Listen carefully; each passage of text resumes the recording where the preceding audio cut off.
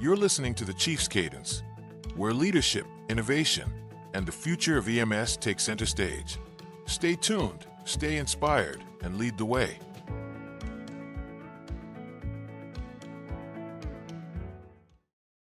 Communication isn't just about talking. It's how leadership turns intent into action. In this episode of the Chief's Cadence, we're expanding upon our foundations for aspiring a new EMS leader, which is published in GEMS, and exploring how structured communication planning can transform operational culture and trust.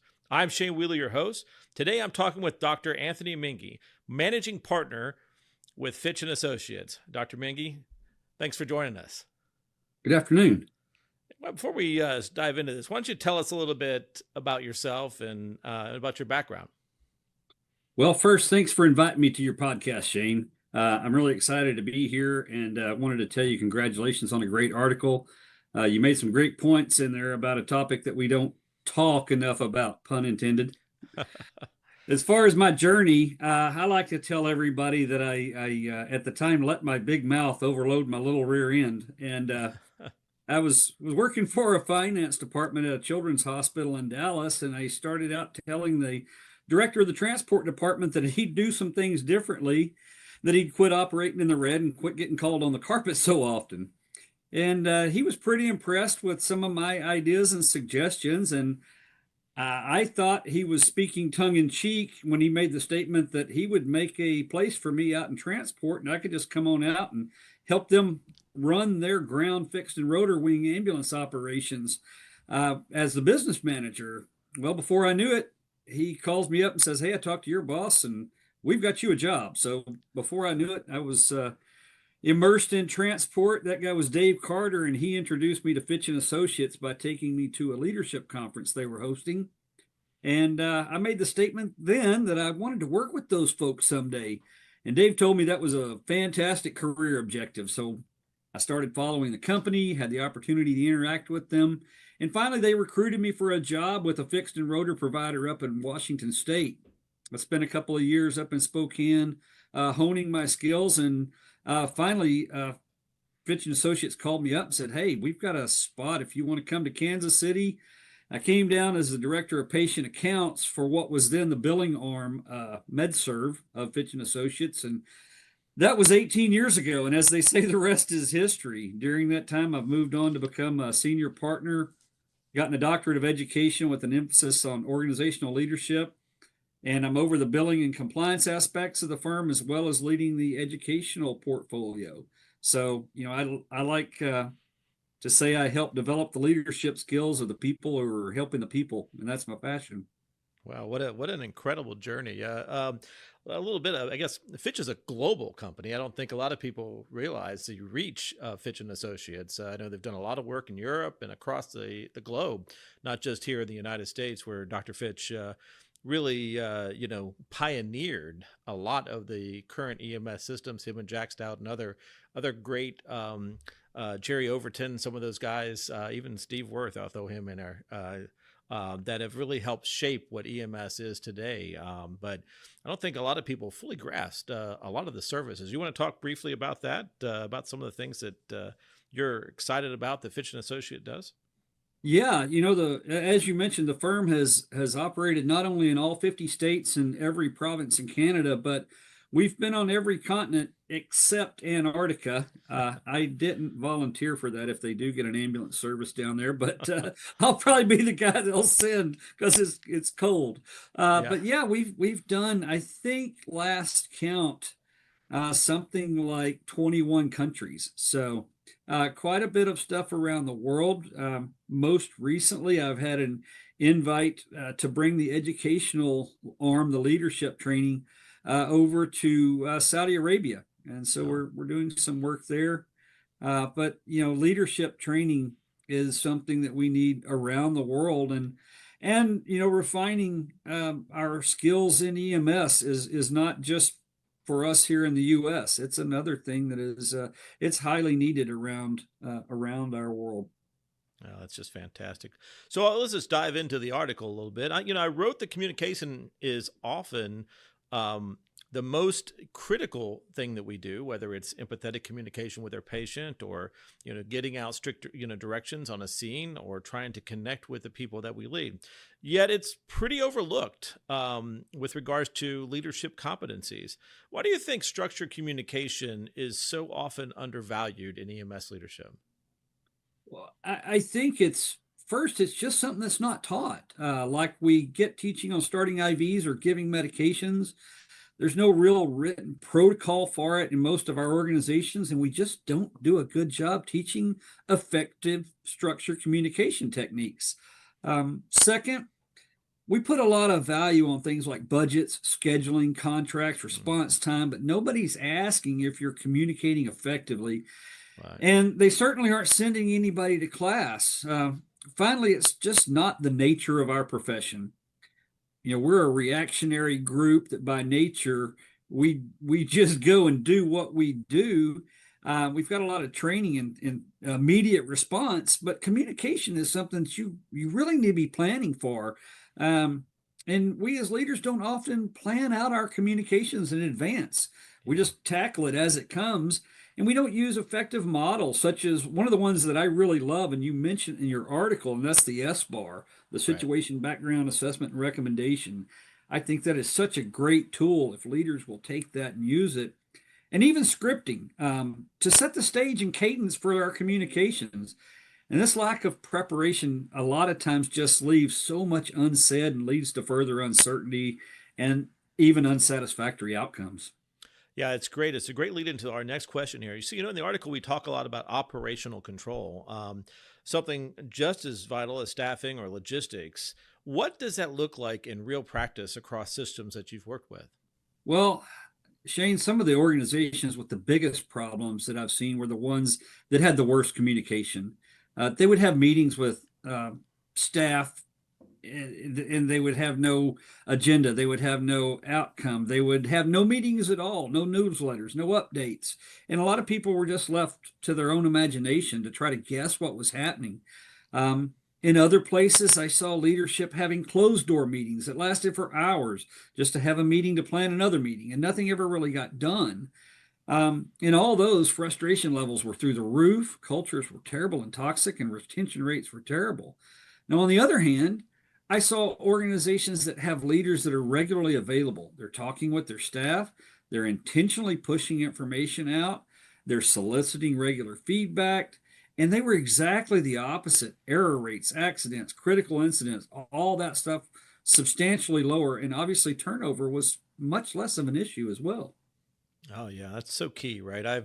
I've worked with folks and leaders that want to have a meeting at 4:50 on Friday evening, right? And call a meeting just to kind of call a meeting. It's a real autocratic kind of a control or micromanagement kind of strategy, I think sometimes. And you are left with, why are we doing this? It doesn't feel good when you're in those situations. So I really appreciate that. So when you're in your experiences, the article talks a lot about rhythm, right? A cadence of how often should communication be structured, whether that's through shift huddles or updates, alignment sessions, etc. Right? I was always fascinated by some of my former leaders that I've worked with. One in particular was an admiral, and he was very big on alignment. And I never really came to appreciate those alignment discussions until working with him. So you always say you can work your tail off, but if it's not on the things that are important for the organization or that your boss feels important, they're going to be wondering, what are you doing all day? So what is that right communication cadence that leaders should be kind of leaning on in your experience that builds trust and kind of reduces that chaos? Yeah, that's funny because you end up chasing your tail. If you don't really, but that question is what's the right cadence? I say often, but well scripted, well prescribed. You just can't show up where there's a problem and then say I'm going to pull everybody into a meeting, or have a monthly meeting or a weekly meeting with nothing to report. I like rounding. It's probably one of my favorite tools to use. And truly, I don't think it gets used often enough. getting out there among your people and walking the floor, having those unscheduled conversations on their turf. You get out there and you can do that. You can feel, you can understand the culture of the organization, and you're giving people the opportunity to provide a more comfortable feedback. You can start to use that to get those other regular mediums, such as a newsletter. I think a newsletter is a great tool, and a huddle, whether it's a huddle at the beginning of the week or midweek. I like monthly staff meetings. Town halls can be very effective. And if you use, especially this last one, it needs to be on a schedule and it needs to be kept. And start these things small. You get out there, get some feedback. They need to be predictable and they need to be anticipated. This means keeping them on some type of date and time schedule, and you really need to keep them pretty short. Don't make them longer than they need to be. I've always hated the schedule a meeting for an hour block of time for something that could take 30 minutes or less. And finally, you need to make these meetings sacred. Don't miss them and start them on time. If you make people wait on you for a meeting, then they're going to feel uncomfortable. They feel unimportant, and it's certainly not where you want your culture to be. Yeah, that's fantastic advice. I also think about all the different technology out there for communications, every app that's out there, from Teams to Google Meets to, Instagram meetings. And there's just so much technology out there. You can kind of get lost. And I think the medium sometimes, whether that's through email messaging or Zoom meetings, it's really tough to kind of narrow that down. I've worked with organizations in the past that had, 7 or 8 different platforms. And I think that can get confusing as well. When you're talking to leaders about technology and utilizing technology to communicate, what's your advice there? Yeah, technology is great when used appropriately, but it can also be overwhelming. We have so many mediums of communication now out there with Outlook and Teams and Google Alerts and an iPhone and an Android and a watch and all this different stuff. It can get overwhelming. I'll tell you the basics. I love an electronic calendar. I use my Outlook calendar and my iPhone calendars to remind me to communicate something with someone. Not to send a text, not to send an email, but hey, I want to get into communicate with somebody, and reminding myself. And I'll use the reminders a few days in advance so that I am preparing. I'll use these things to follow up, to stay on time to meetings, because I have a rule that early is on time and on time is late. So I really love those electronic calendars. But use them just to stay on track. Use emails and messaging appropriately, but don't overwhelm folks with them, and don't rely on them as a sole source of communication. These things, we can get impersonal.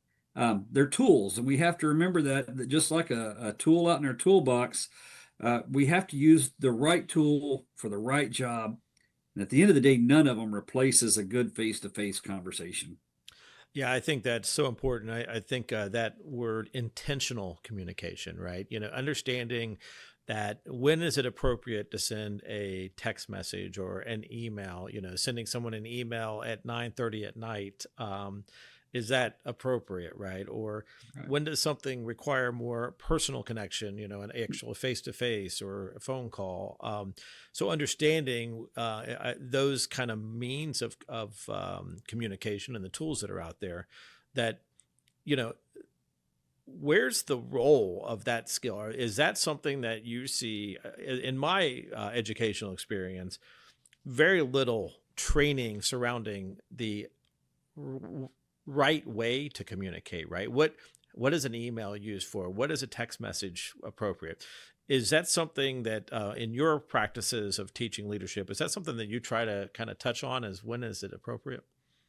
We do talk about that, especially in some of our leadership trainings, like our Beyond the Streets program, our ASM program, and helping people, even using the right words when you're constructing an email, not wasting words, so to speak, but also being respectful of people's time. We're all really busy.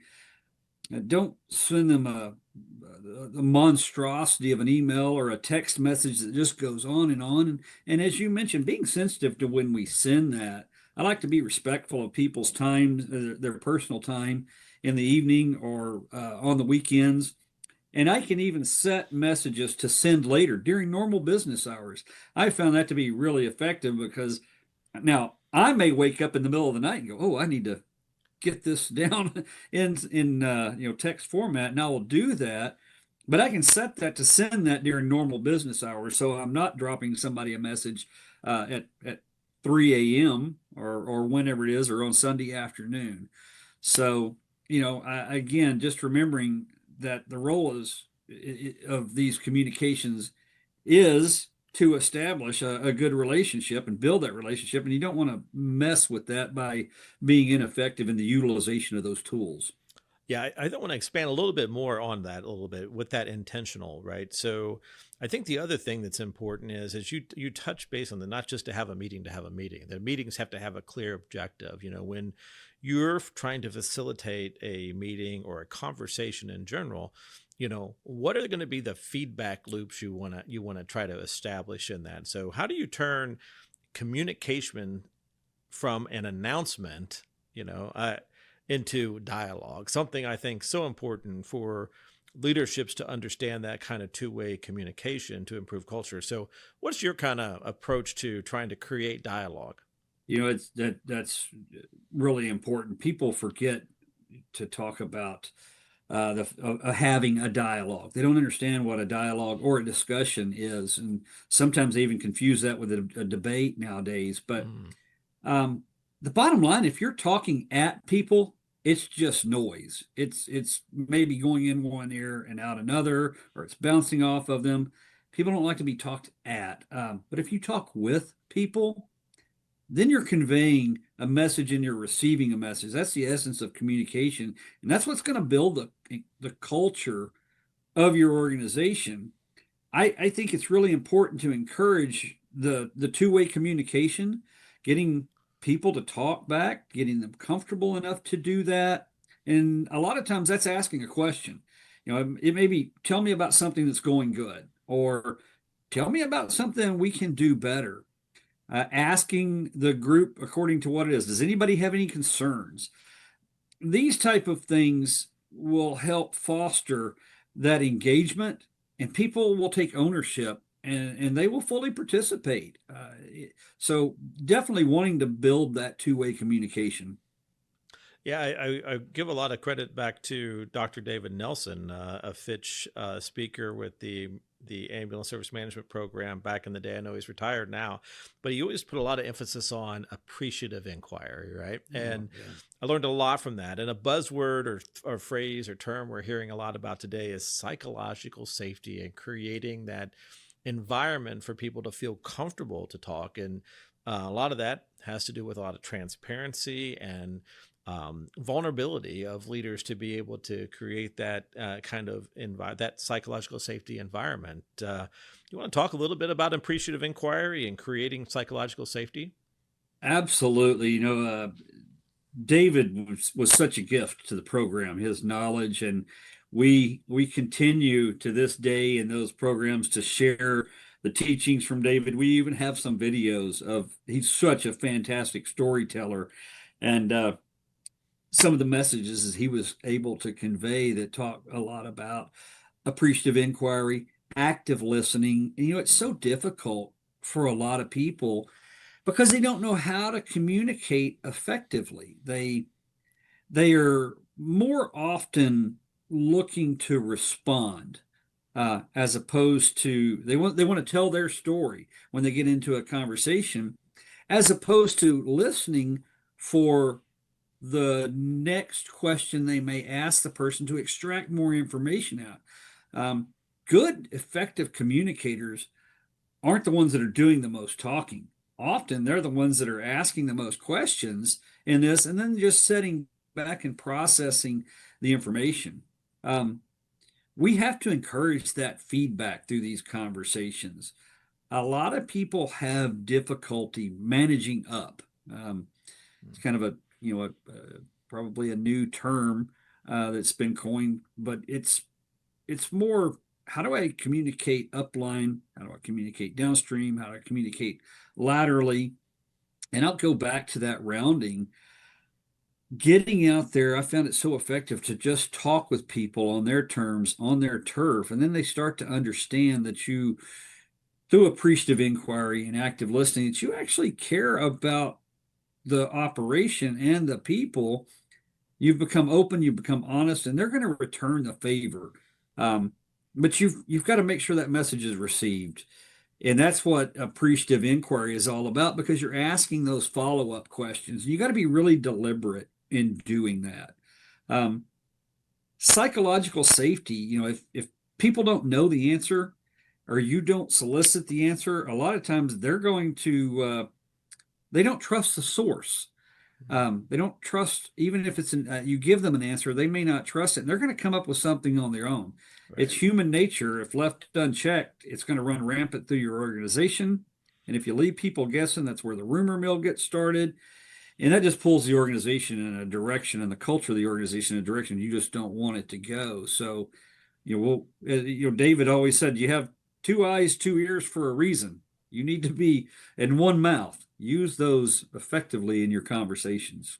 Yeah, it's great advice. And speaking of advice, I am very curious about your thoughts about artificial intelligence, and how do you think that's going to affect our communications moving forward, and particularly in, the clinical aspect and, how we lead others. Where do you see artificial intelligence in all this? Well, it's a great tool, but at the end of the day, it's a tool, and we're the human. We need to be using this tool, effectively. Now, I'm not going to say that I haven't used a butter knife as a screwdriver or a wrench as a hammer, but we need to make sure that we're not taking the personality out of personal or personnel communications. We've seen what email and texting have done to us over the last 20 years.